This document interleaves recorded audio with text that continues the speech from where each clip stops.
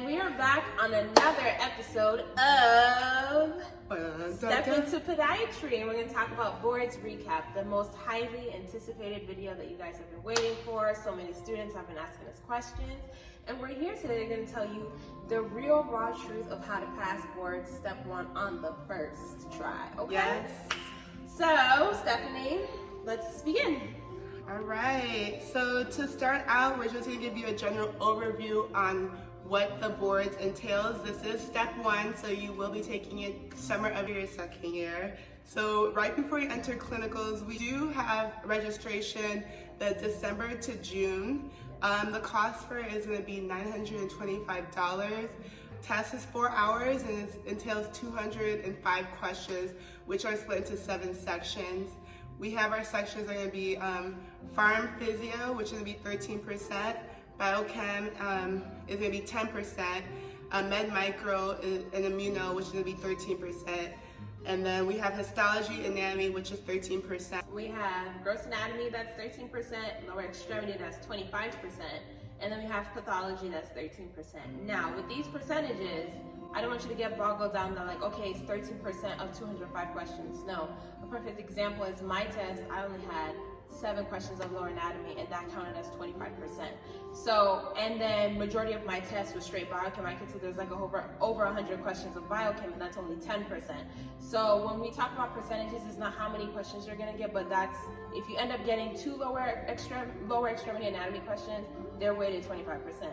So pay attention to those percentages, guys. So now we're gonna talk about schedules. So me and Stephanie, as much as we study together, we're kind of like on the same wavelength. We kind of did our own thing. During this time was very stressful for us. I definitely know I ghosted everyone, including her. And we basically did our own thing. So I'm gonna give you a synopsis of what I did, and then she's gonna talk about what she did. So for me, I did not listen to what the upperclassmen said. 2 months is enough. I don't do well with standardized tests at all. So what I did was I started March. So spring semester, before the summer you take boards, I started in March. So starting spring break, I was doing only Sketchy Micro, which is about 3 to 4 videos a day. That was all I was doing. And I made sure I finished 200 plus videos, and I made sure I had to accomplish it by the time finals were done. So for me, that was the goal I set. I actually finished it, I think, a week before finals, because I wanted to still make sure that I was doing well in my courses as well too. And I picked up the pace. I took, and I'm gonna be real here, I was supposed to start May 1st, but I took 2 weeks off of May because I was really tired. Spring semester is a lot of classes, there's just a lot going on. And I didn't really start until the last 2 weeks in May, and then went hardcore June and took my test. When it comes to scheduling, guys, one thing I will say is there is, and you know, if you guys want a schedule, I have a set schedule that my big gave me, and there's like 2 different types to follow.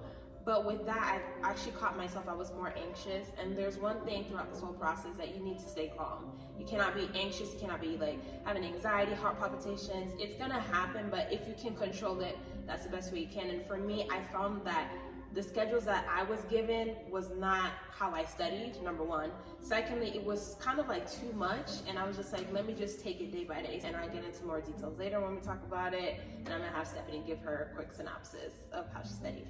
Thank you. No problem. So with my schedule, I did a little bit throughout, but it was mostly just board vital questions. And then I knew that, for instance, I wanted to do the ACFAS conference, which was in the middle of my study schedule. So I had that blocked out, and I did go home twice that summer.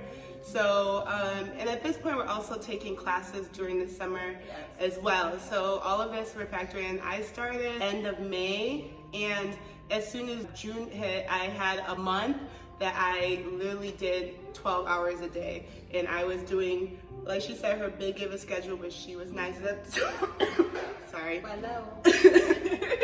She was nice enough to share with me. So I attempted to use the schedule before, but I ended up just using the checklist. I used the checklist to just make sure that I was covering most of the topics, because it was a lot of the materials I was using. I had the Sketchy videos on there, as well as other materials I'll tell you about. So I used that, and I did Sketchy throughout the semester. So I went over a couple of videos using that and Anki to reiterate the videos I learned. So I dedicate a lot of my time completely that last month and a half where, especially the last month where I was doing basically all day shifts. So. Yeah, guys, it's definitely one thing I'll say before we get into the next topic. I will say this: don't beat yourself up if you set a schedule and you fall off. It's gonna happen. I'm gonna be real with you. There are very few people in my class that I spoke to that was following a schedule. And we're gonna get into what's the important topics to figure out and stuff like that. But one thing I will say is that just set a schedule for you. Yeah. Don't worry about even just me and Stephanie, we've been on this journey together. You guys know that we studied together. We did our own thing. I didn't even see Stephanie for almost a good 3-4 months. Isolated. We were isolated. So definitely do your own thing. Don't compare yourself to what other people are doing, because everyone is a different learner, and you'll realize people's strengths and weaknesses. And we'll get into also about group studying, because I will tell you I did do that, but I'm going to tell you how I did and how it was efficient. Yeah. And just to add on to it, at this time, since it is summer, you might have events that you are hoping to go to and you want to try and squeeze into your schedule. So like she said, you can always tweak the schedule, but know how much you can study and know what you can commit to, because ultimately you have to put in the work you needed to understand and solidify that information and keep it in your head. So next, we're going to talk about focus topics. So like the both of us mentioned before, there's 7 sections on the exam. But I will tell you this, a lot of what my classmates were saying and a lot of what we realized is that if you study lower extremity anatomy, gross anatomy, microbiology, and pharmacology, you will feel decent coming out. You won't feel like you passed, trust me, because you're going to have doubts, but you're going to feel more at ease as opposed to what your classmates are feeling. I, for one, can definitely tell you my exam walking out, I finished in 2 hours, but I'm a fast test taker. I was either know it or I don't, and I didn't feel like, okay, yeah, I passed, no, but I felt at ease. I felt confident. I wasn't worried until the week scores came out. So I was chilling. I tailored my study habits to those main 4 topics. I'm gonna be real with you. I did not study for pathology. I did not study for physio. I didn't have time to even look at that. That's another thing. Time is against you. 2 months, it seems like a long time, but it's not when it comes to studying 7 topics. Lower extremity and med micro, those were the things when I started hardcore studying May. Towards the end of May, I made sure every single day I was studying those 2 topics I would cover. So for me, I set a schedule like every day I need to cover at least 3 to 4 topics. Some days I'd get through 3, some days I'd only do lower and med micro. So you need to make sure that at least between Pharm, gross, lower extremity, and lower, you guys really know those like the back of your hand. Like if someone wakes you out your sleep and asks you about Sketchy micro, what the Staph aureus, where does it colonize? What antibiotic you use to treat it? Vancomycin. Things like that, you guys really need to make sure you know it. Like we said earlier in the video previously, you need to make sure you know this stuff not only for boards, but you're gonna get pimped on it when you're in clinic. So make sure you know it. Yes. Anything you have to add?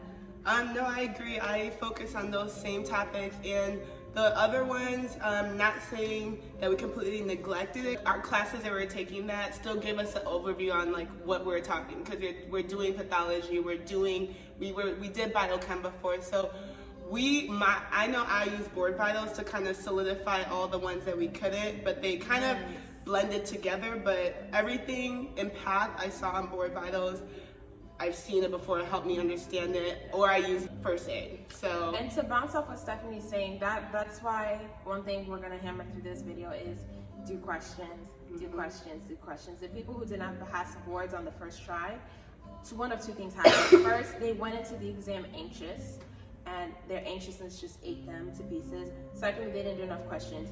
For board vitals, you need to go through at least 2 times. And you're probably gonna be like, well, that's 900 plus questions, it's crazy. Yeah, it's crazy, but I mean, you're paying $925 for the test. You don't want to have to pay that again in a couple of months and have to retake and have to worry about having to make up lost time for clinics because you can't be in clinics, you need to study, you need to focus on like 7 classes Monday and Tuesdays. Just do questions. I cannot stress this enough. A lot of the material for pathology, physio, even immuno, I will say this, I did take a lot of amino because I hate interleukins. I hate any of those. I don't like it. But first aid, if you need it. I Yes. know I look at the immuno section of first aid if all Yes. else fails, because Yes. time, like she said, is against you.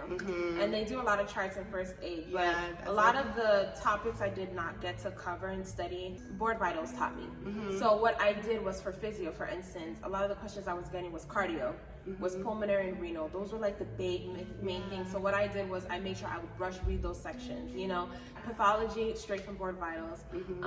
But please do questions, guys. Go through board vitals at least 2 times.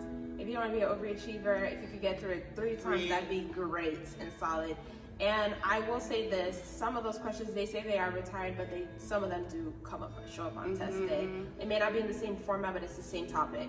So make sure you understand what you're doing, make sure you understand what you're reading. I definitely will say outside of first aid, I strictly use Colley's PowerPoints for lower and gross anatomy, Ohio lower extremity atlas book. Those are really helpful.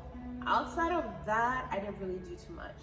And jumping into resources, you guys, please do not be out here pulling from Picmonic, pulling from Sketchy, pulling from First Aid, pulling from Anki, pulling from Quizlet, pulling from, oh, this book, BRS, pulling from, oh my gosh, my friend said this book is what's gonna... you'll be all over the place. You're gonna be all over the place, and you'll find yourself spending more time trying to figure out what resources to do as opposed to you actually studying the content.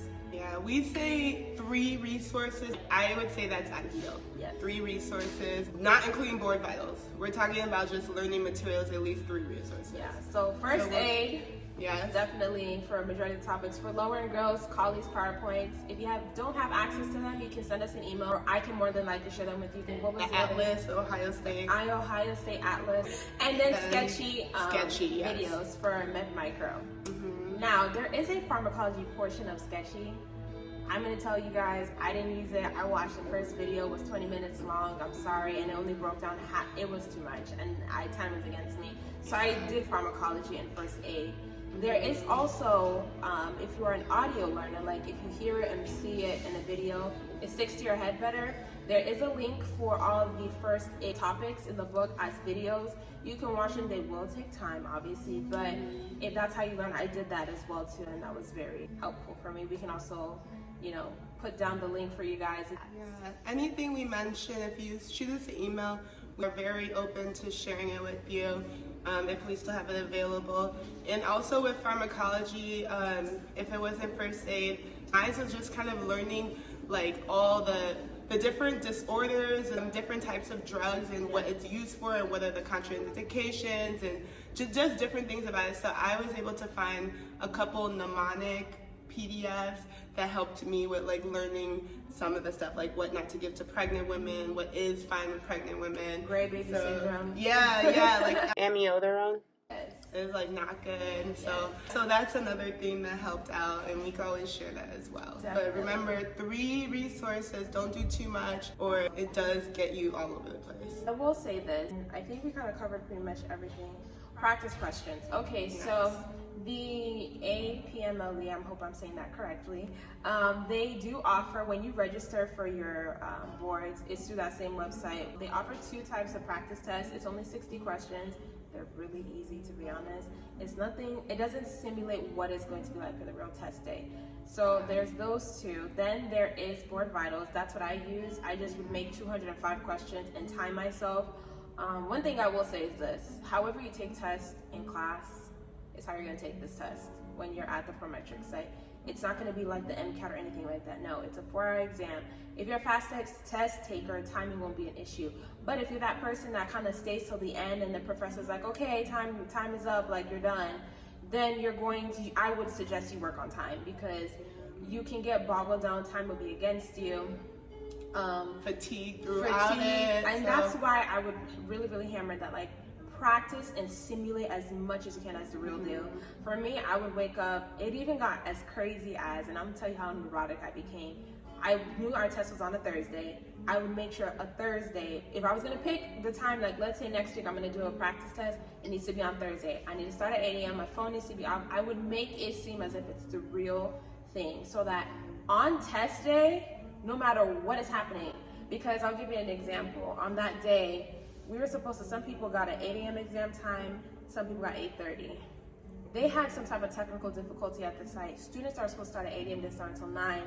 Me, that's supposed to start at 8:30, I didn't start until almost 9:45. And that threw some people off. It didn't throw me off because you want to know why I simulated and I practiced. I was like, whatever they're going to throw at me on that day, I'm going to make sure it does not shake what I have. Now, so I'm going to sit here and say, practice, practice, practice, do questions, do questions, Realistic do questions. practice. Yes. Even if you're tired, mentally fatigued, please do questions, guys. I will not sit here and stress this enough. Please, please, please do questions.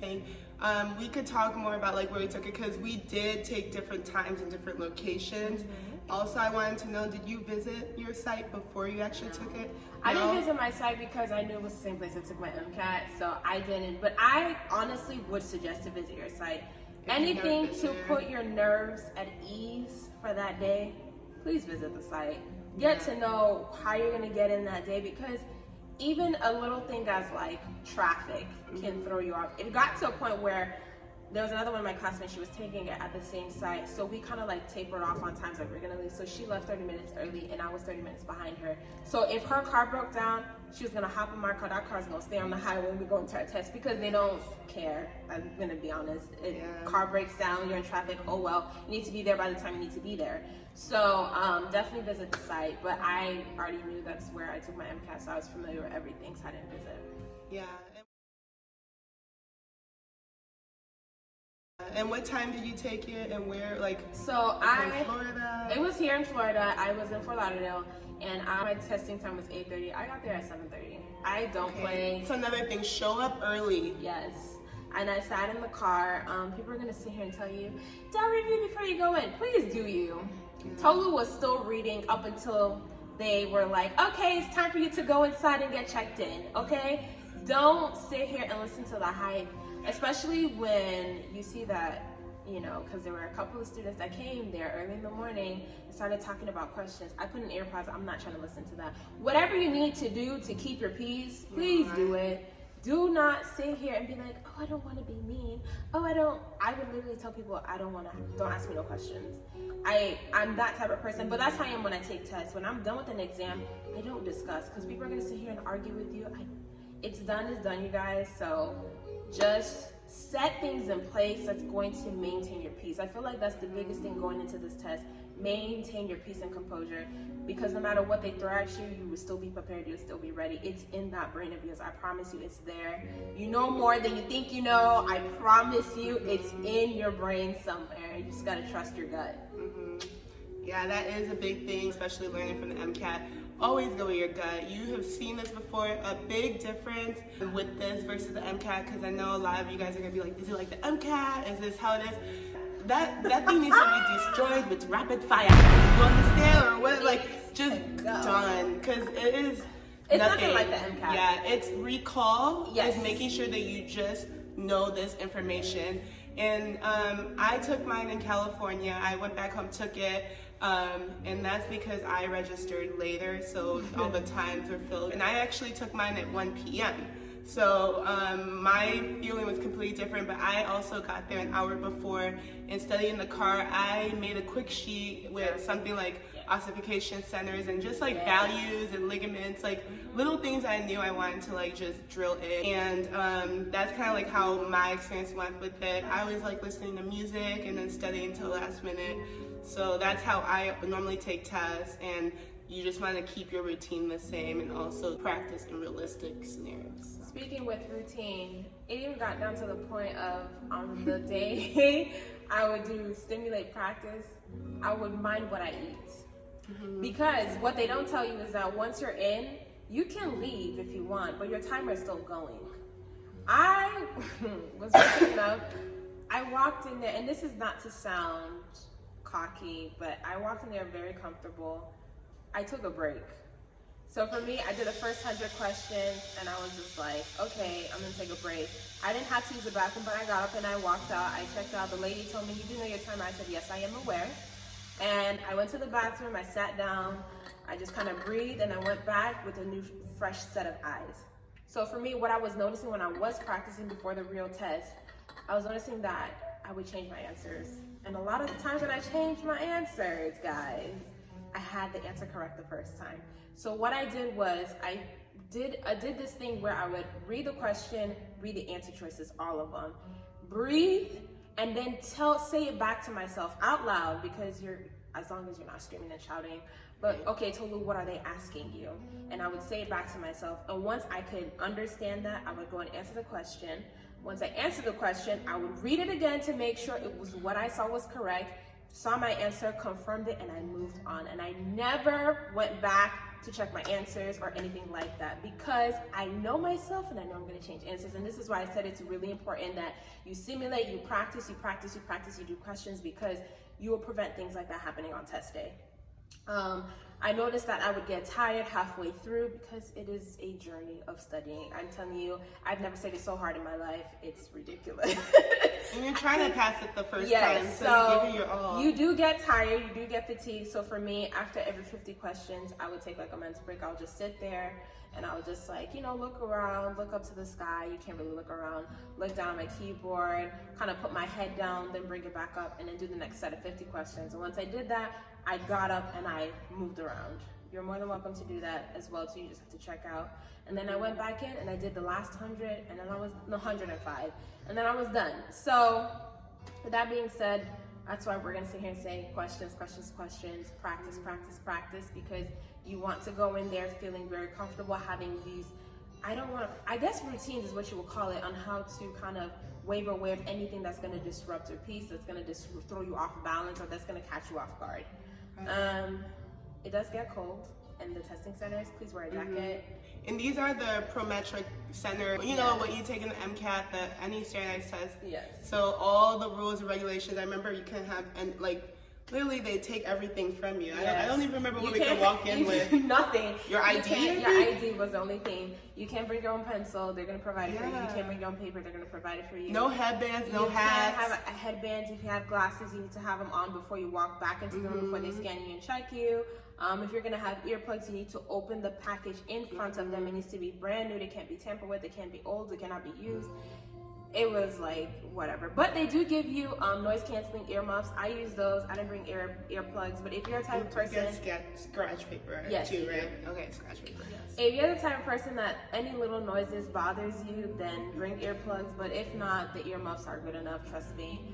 And they're cubicles normal. But it does get cold. I will say this though, circling back to practice questions, there is PDF versions of old exams by actually the NBMQE, if I'm saying that correctly. If not, I'm sorry, these acronyms in my brain, no. But they provide old exams from 2008, 2005.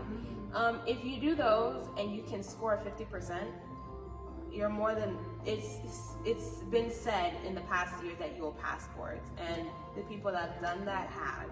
Like I said, the only two reasons why people did not pass boards on the first try is anxiety and because they didn't do enough questions. That's really it. Or they didn't allocate enough time. You have to really know yourself. Yeah. So a lot of people just didn't take it seriously, and they're like, oh, that's passing out Baba's way. So you still have to take it seriously and know that although it is that way, you never know how everyone else is testing. So you want to make sure yourself that you are set. We forgot to mention, but it is pass-fail on a weighted scale. So it's pass-fail based on everyone that's taking it in that year. And the score of 75 is to pass. When Stephanie says everyone, it's not your class, it's Shoal, it's Ken, it's AZ Pod, it's Temple, it's Samuel Merritt. It's retakers from the last year. Yeah, every single person. Everyone that takes it on July 1st, because I think they should be taking theirs on July 1st. If you are not, it's gonna happen in July sometime. So please, please, please, please, please, if you are not motivated to study, think of that $925 you paid. I promise you, that laziness will jump out of your body so fast. I'm telling you, because there are days where, and we're gonna trickle into when to stop studying and when to study. So I'm gonna sit here and be realistic with you guys, because me and Stephanie are gonna keep it real. I didn't study every day. I did not. It got to a point in time where somebody was telling me that I was saying stuff in my sleep of Sketchy Micro. I'm not even gonna lie, because I was like, how do you know this material? It was one of my friends. And he was like, well, you were saying in your sleep. And I was just like, alrighty then. So that's when I knew that I personally had to just stop with Sketchy, because it was taking over my mind. I did not sleep well for 2 months straight. I was having panic attacks. I would be dreaming of Sketchy. So when it got to that stage, guys, I just took 3 days off. I was not doing anything. I didn't even do questions, you guys. And I'm gonna be real with you, because it gets to a point in time that like, you don't wanna fall sick the day before, the week before, 2 weeks before your test. You want to be at your best. So if that means that you need to take 3 days off, you need to take it now. You're probably like, oh my gosh, you took 3 days off. That didn't throw me off balance, because like I said, you guys, a lot of the information, you know, it's in your brain somewhere. You just gotta go through, look through the file. I don't know if you remember that scene off of SpongeBob where they burnt down the Krusty Krab and he's going in his brain looking for those files. That's exactly how it is with boards. And you know, so one thing I will say, you guys, is if your body is screaming to rest, please rest. Yeah. I'm not gonna sit here and be like, no, you need to study, you do need to study, but if your body is telling you I need to rest, and you know your body the best, you need to rest. We had one of our classmates who didn't take boards with us because he became terribly ill, and you know, we don't want that. We don't wish that on anybody. So one thing I will say is please rest. If you see that boards is taking over your mind, take it. And if you want to study, you can do 4-hour days. You don't need to do 12 hours. You don't need to do 8 hours. Some days you could just be like, okay, I'm gonna just do a little bit of questions here and there. Stephanie traveled. She was in Cali twice. She even went to a conference, and she was going out. I was going out as well too. I mean, obviously when the time got closer, it was like, no, but then it was boot camp, right? Yeah. It's like, you know what you're gonna give and Yeah, take. so it's just kind of like, you know, somehow. when people like come into town or they want to visit you. I know I had friends at the time, they're like, oh, we're coming to Miami, and I was just like, okay, if y'all don't tell me like in a week's advance, I mean 2 weeks advance, because this is board time, I won't show up. But when they came, I was like, okay, I'm going out tonight, so I would make sure I would wake up super early, probably start at 6 a.m. start, 7 a.m. start, and then study till about 4 or 5 and know that, okay, the evening I was going out. So please don't let people sit here. People are going to talk. Everyone will say that. People will sit here and judge your Instagram and be like, oh, but they're going out. They're not studying. Yeah, okay, why don't you be minding your own business and focus on your studying? So I will say this. Let people talk. Let people do you. You put in the work, I promise you that boards pass is going to show for itself. The work you put in, it will show whether you pass or not. And if that means you're out partying every other weekend and you still pass, you still pass. Right. Girl, my face whack. All right.